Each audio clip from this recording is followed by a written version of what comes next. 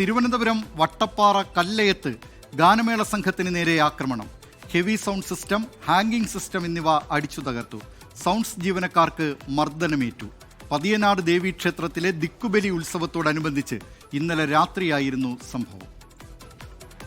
Programme വേറെ പ്രശ്നമൊന്നുമില്ല. പ്രോഗ്രാമൊക്കെ കഴിഞ്ഞ് നമ്മൾ ഫുഡൊക്കെ കഴിച്ച് സാധനം പാക്ക് ചെയ്യാൻ വേണ്ടി വന്നപ്പോൾ അവിടെ കുറച്ച് പേര് അവിടെ ഉണ്ടായിരുന്നു, അത് പ്രാദേശികവാസികൾ. അപ്പൊ അവരിൽ നിന്ന് 2 പേര് വന്നിട്ട് നമ്മളെ അടിക്കുകയും നമ്മുടെ സാധനങ്ങളൊക്കെ അടിച്ചു പൊട്ടിക്കുകയും, സാധനം അടിച്ച് വണ്ടിയുടെ ഗ്ലാസ് അടിച്ചു പൊട്ടിച്ചു. അല്ല, അതൊന്നുമില്ല, കാരണം ഒന്നും പറഞ്ഞിട്ടുമില്ല.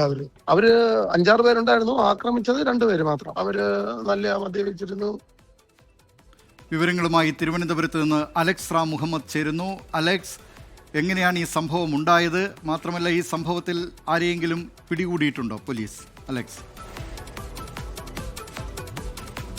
തിരുവനന്തപുരം വട്ടപ്പാറ കല്ലയം പതിയനാട് ദേവീക്ഷേത്രത്തിലെ ദിക്കുബലി ഉത്സവം നടക്കുകയാണ്. ആ ദിക്കുബലി ഉത്സവത്തിനോടനുബന്ധിച്ച് നമ്പാട് കാരമൂട്ടിലാണ് ഇന്നലെ ഗാനമേള സംഘടിപ്പിച്ചത്. അത് തിരുവനന്തപുരം രാഗാസ് എന്ന ട്രൂപ്പാണ് ഈ ഗാനമേള സംഘടിപ്പിക്കുന്നത്. ഈ തിരുവനന്തപുരം രാഗാസിന് ശബ്ദവിന്യാസം നൽകുന്നതാകട്ടെ സന്ധ്യ സൗണ്ട്സ് എന്ന സൗണ്ട് കമ്പനി ജീവനക്കാരുമായിരുന്നു.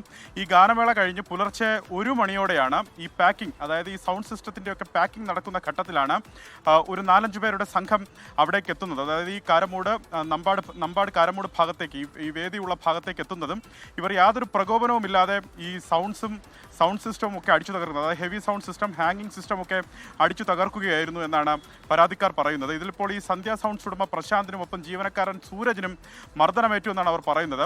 25 ലക്ഷം രൂപയുടെ നഷ്ടം അവർക്കുണ്ടായതായി പറയുന്നു. അതിൻ്റെ ദൃശ്യങ്ങളടക്കം ഇന്നലെ അവർ മൊബൈൽ ഫോണിൽ ചിത്രീകരിച്ചിരുന്നു. ആ മൊബൈൽ ഫോൺ ചിത്രീകരിച്ചതിൽ തന്നെ അവർ പറയുന്നുണ്ട്, ആ ദൃശ്യങ്ങൾ നമുക്ക് വ്യക്തമാണ്. ഈ സൗണ്ട് സിസ്റ്റം ഒക്കെ അടിച്ചു തകർത്ത് നിലത്തിട്ടേക്കുന്നതും വാഹനമടക്കം അടിച്ചു തകർത്തിരിക്കുന്നതും നമുക്ക് ആ ദൃശ്യങ്ങളിൽ കാണാം. ഇതിൽ അവർ പറയുന്ന മറ്റൊരു പരാതി, ഒരു 5-6 പേരുടെ സംഘം ഉണ്ടായിരുന്നു. പക്ഷേ ഈ ആക്രമണം നടത്തിയത് 2 പേരാണ്. അതിൽ ഒരാളുടെ പേര് അനുരാജ് ആണെന്ന് ഇവർ പോലീസിൽ പരാതിപ്പെട്ടിട്ടുണ്ട്. മറ്റൊരാൾ കണ്ടാൽ അറിയാവുന്ന വ്യക്തിയാണെന്നും ഇവർ പറയുന്നു. ഈ 2 പേർ ഇവർ മദ്യപിച്ചിരുന്നതായി അവർക്ക് സംശയമുണ്ട്. പക്ഷേ യാതൊരു പ്രകോപനവുമില്ല.